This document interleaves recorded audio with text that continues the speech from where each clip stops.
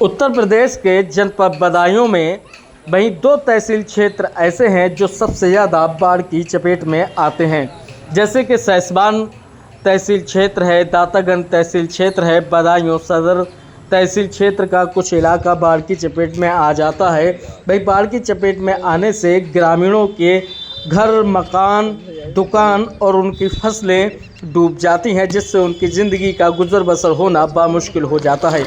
जब गंगा का कटान शुरू होता है तब लगातार धीरे धीरे काटते हुए गंगा गांव तक पहुंच जाती है और भाई गांव वाले दूर दराज जाकर अपने बच्चों और परिवार को लेकर रहना शुरू कर देते हैं।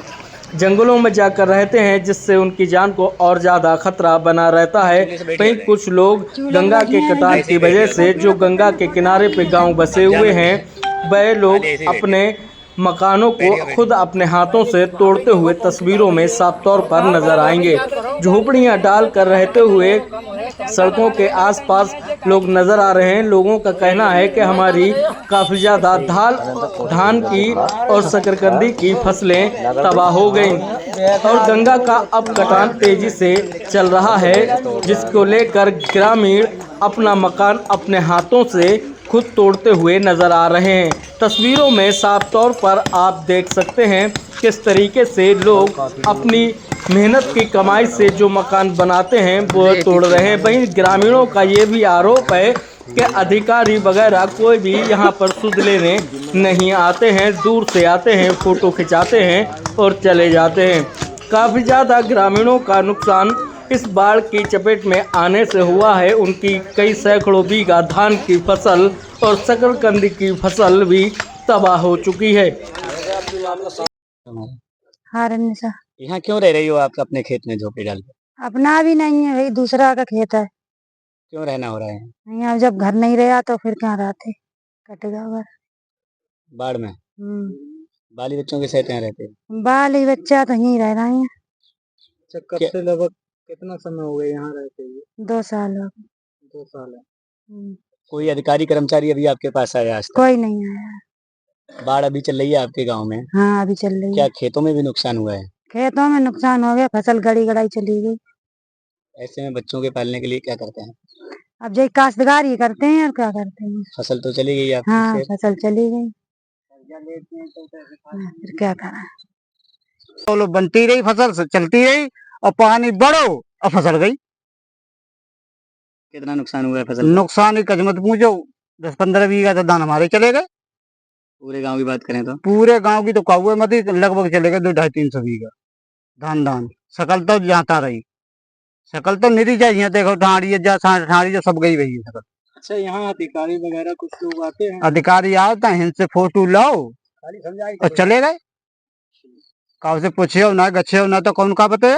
पूरे गांव में आपके पानी भरा है? हाँ पूरे गांव पानी भरो, घरों कटिया है, पल्लंगा कटान चालू है। तो रुको थोड़ी ये कटान। कभी कोई अधिकारी वगैरह आया? कुछ अधिकारी आते हैं, अब वो चले जाते हैं, देख के बस बात खत्म। पब्लिक से कोई मतलब नहीं है। बीरपाल जी, आप यहाँ कब से रह रहे हैं, क्या हुआ? मैं रहता तो खैर उस साइड के पास में रहा हूँ। यहाँ पे मैंने पेश की जमीन ले रखी थी 50 बीघा और यहाँ के लोगों को दे रखी थी मैंने बटाई पे।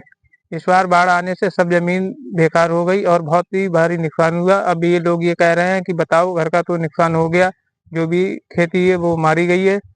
अब इन लोगों के लिए भी मतलब बहुत ही परेशानी है। अब बाढ़ में सब धान जा चुका है। अब जो फसल का जो नुकसान हुआ, 50 बीघा आपने पैसे ले रखे थे, तो कुछ कर्जा भी लिया होगा? हाँ कर्जा भी लिया था, इसमें कम से कम 2-3 लाख रुपए कर्जा भी हो जाएगा। मान लो खेत या यही स्थिति हर किसान की है क्या? हाँ यहाँ पे हर किसान की यही स्थिति है। तो यहाँ पे आप सरकार से क्या कहना चाहें? सरकार से ये है अब कि अगर सरकार कुछ सोचे, कुछ मुआवजा वगैरह मतलब दे दे तो सही है, और नहीं तो फिर कर्जे में डूब जाएंगे। फिर आगे के लिए मतलब दिक्कत ही दिक्कत है, हमें भी दिक्कत है और हमने जिन लोगों को दे रखी है इन लोगों को भी दिक्कत है।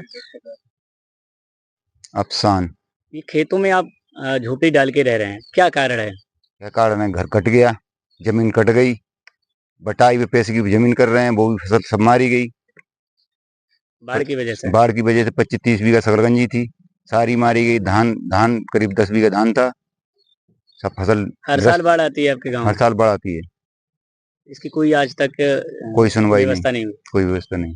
अभी कोई अधिकारी कर्मचारी राहत सामग्री यहाँ वगैरह कोई नहीं आता है, आते हैं तो रोड रोड चले जाते हैं। गांव अगर आते भी हैं तो रोड रोड चले जाते हैं।